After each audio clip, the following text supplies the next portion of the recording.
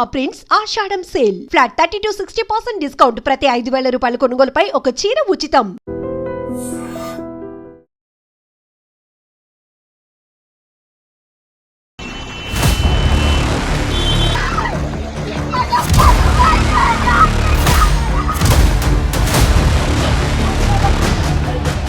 ఉత్తరాఖండ్లో అత్యంత ఘోర రోడ్డు ప్రమాదం అయితే జరిగింది. అక్కడ 19 మందితో ఒక మినీ బస్, వీళ్ళంతా కూడా తీర్థయాత్రలకు వెళ్ళిన వాళ్ళు ఎక్కడి వాళ్ళు ఏంటి అనేది తెలియదు. కానీ 19 మంది ఒకే ఫ్యామిలీకి సంబంధించిన వ్యక్తులా, లేకపోతే చాలా మటుకైతే ఈ టూరిజంకి సంబంధించిన బస్సెస్, మినీ బస్సెస్ ఏం చేస్తాయి అని అంటే ఒక గ్రూప్ ఆఫ్ మందిని తీసుకొని వచ్చి వాళ్ళు ఇట్లాంటి తీర్థయాత్రలు చేస్తూ ఉంటారు.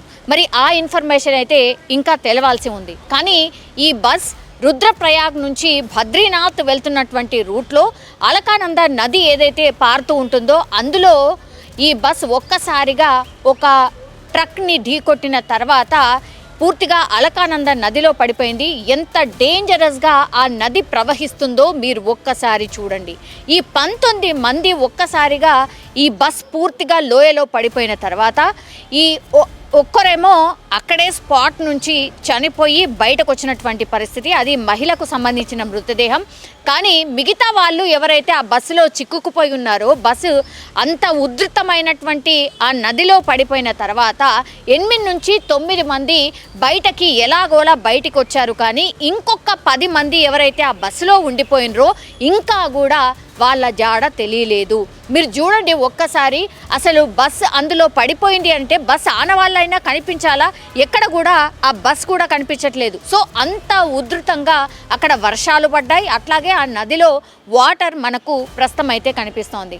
సో ఇది అత్యంత దుర్ఘటన అని కూడా చెప్పొచ్చు. ఎందుకంటే 19 మందితో వెళ్ళినటువంటి ఒక బస్సులో ఆల్మోస్ట్ ఇక ఈ 8 మంది ఎవరైతే బయటపడ్డారో వాళ్ళ పరిస్థితి కూడా, అందులో సగం మందికి సంబంధించిన పరిస్థితి చాలా విషమంగా ఉన్నట్టు చెప్తున్నారు. వాళ్ళందరినీ కూడా దగ్గరలో ఉన్నటువంటి హాస్పిటల్కి చేర్పించారు. ఈ ఇన్ఫర్మేషన్ వచ్చేసరికే ఆ బస్ పూర్తిగా లోపల మునిగిపోయింది. ఈ నేను చెప్పినటువంటి 8-9 మంది ఎవరైతే ఉన్నారో వాళ్ళు కొంతమేర చాకచక్యంగా అనుకోవచ్చు, లేకపోతే కొంత స్విమ్ చేసే అలవాటు ఉన్న వాళ్ళు, స్విమ్మింగ్ వచ్చిన వాళ్ళు మాత్రమే బయటపడ్డారు. అట్లాగే వాళ్ళందరికీ కూడా గాయాలైనాయి. ఒడ్డుకు చేరుకోగలిగారు కానీ పూర్తిగా గాయాలైనటువంటి పరిస్థితి. అన్కాన్షియస్ అయిపోయిన తర్వాత ఈ SDRF పోలీసులు అక్కడికి చేరుకున్న తర్వాత వీళ్ళందరినీ కూడా రెస్క్యూ చేసి దగ్గరలో ఉన్నటువంటి హాస్పిటల్కి అయితే తరలించిండ్రు. అది ఒకటి. ఇప్పుడు 10 మంది ఎవరైతే గల్లంతైనరో వాళ్ళ కోసం పూర్తిగా గజ ఈతగాళ్లను, SDRF సిబ్బందిని రంగంలోకి దించిండ్రు. ఆ ఫ్లో చాలా ఎక్కువగా ఉంది కాబట్టి ఈరోజు మార్నింగే జరిగినటువంటి ఇన్సిడెంట్ అది. కానీ ఇప్పటికి కూడా ఆ 10 మంది జాడ ఇంకా తెలియలేదు. బస్ డ్రైవర్ బతికి బయటపడ్డాడు కాబట్టి ఆయన చెప్పినటువంటి ఇన్ఫర్మేషన్ ప్రకారం అయితే యాక్చువల్లీ ఈ బస్కి ఏమన్నా ప్రాబ్లం అయిందా అంటే బస్కి సంబంధించి ఏమైనా బ్రేక్స్ ఏమైనా ఫెయిల్ అయ్యాయా, లేకపోతే ఏమన్నా డ్రైవర్ నిర్లక్ష్యమా ఉందా అనంటే కాదు.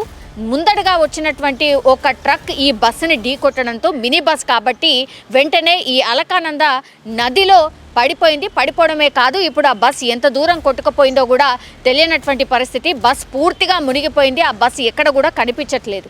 ఇప్పుడు SDRF సిబ్బంది రంగంలోకి దిగినరు, గజ ఈతగాళ్ళు రంగంలోకి దిగినరు. అట్లాగే ఇప్పుడు కొన్ని గంటలు అయిపోయింది కాబట్టి ఇంకా వాళ్ళ జాడ తెలియట్లేదు కాబట్టి హెలికాప్టర్ సహాయంతో కూడా ఇప్పుడు వాళ్ళని గాలించే ప్రక్రియ చేపట్టబోతున్నట్టు అక్కడ ఉన్నటువంటి ఉత్తరాఖండ్ సీఎం అనౌన్స్ చేసినటువంటి పరిస్థితి కనిపిస్తోంది. బద్రీనాథ్, రుద్రప్రయాగ్ ఇవన్నీ కూడా టూరిజం ప్లేసెస్ కాబట్టి చాలామంది టూరిస్టులు ఇక్కడికి వస్తూ ఉంటారు. అండ్ సీజన్ కూడా చాలా బాగుంటుంది కాబట్టి, ప్రకృతి రమణీయంగా ఉంటుంది కాబట్టి ఈ దర్శనాల కోసం చాలా పెద్ద ఎత్తున భక్తులు అయితే వస్తూ ఉంటారు. అక్కడక్కడ ఇట్లాంటి ఇన్సిడెంట్స్ జరుగుతాయి తప్పించి ఇప్పుడు ఈ 19 మందితో వెళ్ళేటటువంటి ఈ బస్సు ఏదైతే ఉందో అలకానంద నదిలో పడిపోయింది.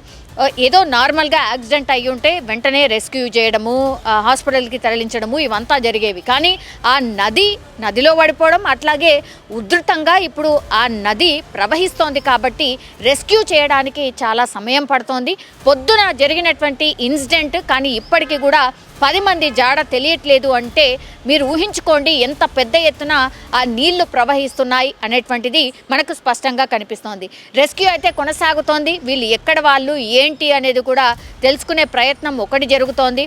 అండ్ ఎవరినైతే వాళ్ళు కోల్పోయినరో ఆరు ఇంకా ఎవరిదైతే జాడ తెలియట్లేదో వాళ్ళు రోధిస్తున్నటువంటి పరిస్థితి. వాళ్ళు ఇవాళ బద్రీనాథ్కి వెళ్లాల్సి ఉంది, బద్రీనాథుడి దర్శనం చేసుకోవాల్సి ఉంది.